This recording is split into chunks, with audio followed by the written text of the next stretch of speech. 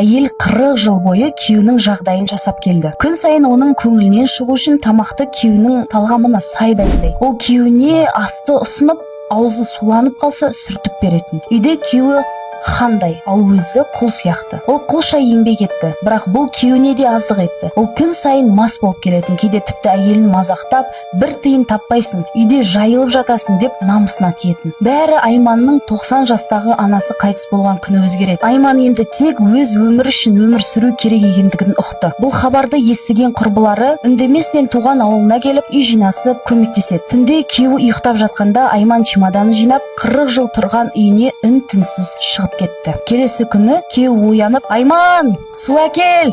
деп бұйырады.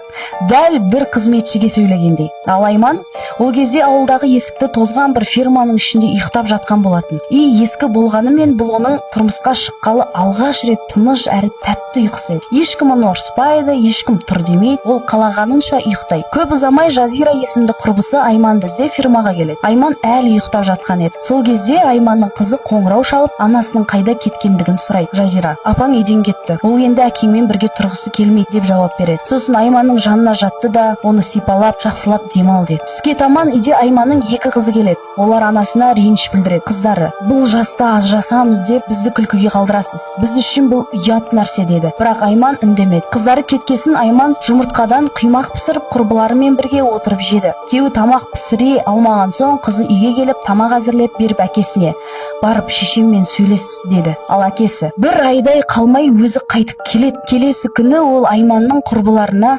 хабарласып, тамақ жеткізіп берулерін сұрайды. Тамақты әкеліп үстелге қойған әйел үйдің ішін көріп жағасын ұстады. Ас үй шашылып жатыр, ыдыс жуылмаған. Сол кезде шал: "Балалар 2 күн болды босамай жүр" деді. Әйел: "Егер ыдыс жумасаң, онда тамақ жемейсің" деп жауап береді. Бірақ шал оған қыр көрсетіп айғайға басты: "Басты кетірмей Айманды үйге қайтарыңдар". Сол кезде әйелдің жауабы: "Біз бұдан былай